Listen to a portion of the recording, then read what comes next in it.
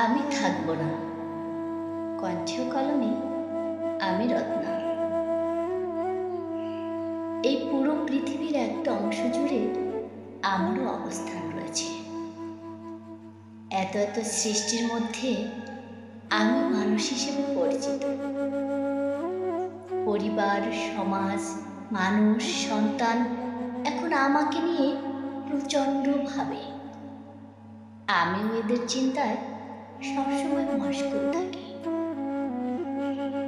কিন্তু আমি জানি একদিন আমি থাকবো না। আমার অস্তিত্ব বলেও কোনো বস্তু এই পৃথিবীতে স্থান পাবে না। আমি যে ছিলাম তার চিহ্ন তখন নিশ্চিহ্ন হয়ে যাবে।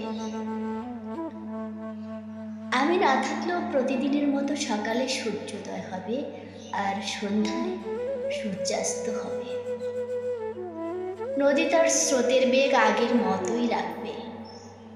আকাশ তার বৃষ্টির মাধ্যমে পুরো পৃথিবীটাকে ধুয়ে মুছে স্বচ্ছ তুলবে। আমার চলে যাওয়া, আমার অনুপস্থিতি কোনোটাই প্রকৃতি মনে রাখবে না। সময় তার আপন গতিতে চলে। আমি না থাকলেও পরিবার নিয়ে ভাবার মতো অন্য মানুষের আগমন ঘটবে। এই সমাজ তখনও সমালোচনা করবে।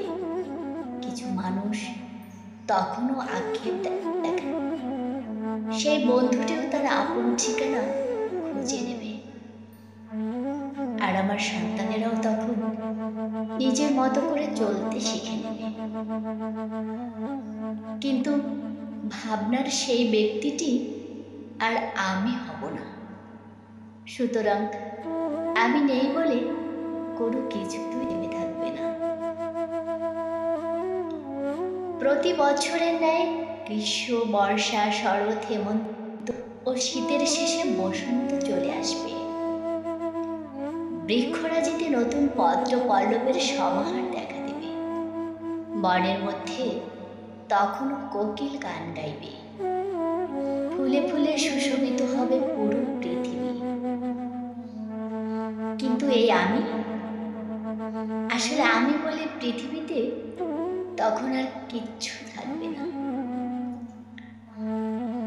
যে প্রজাপতিরা পুরো বিকেল জুড়ে আমার সাথে খেলত, যে পরিবার আমাকে ছাড়া কখনো সিদ্ধান্ত নিত না, যে মানুষটা আমি ছাড়া এক মুহূর্ত চলতে পারত না, যে সন্তানের পুরো জীবনটাই আমার উপর ডিপেন্ডেবল ছিল, যে বন্ধুটি তার মনের কথা আমায় বলার জন্য দীর্ঘ অপেক্ষা করত, বিশ্বাস করুন এদের মধ্যে কেউ আর তখন আমাকে ভুলেও মনে করবে না।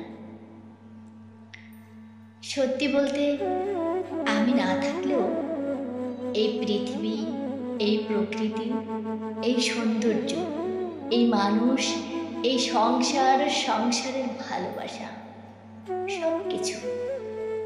সবকিছুই থাকবে।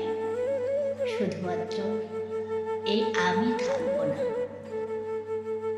কারণ পৃথিবী নামক এই গ্রহে আমি ক্ষণিকের অতিথি মাত্র। সবাইকে অসংখ্য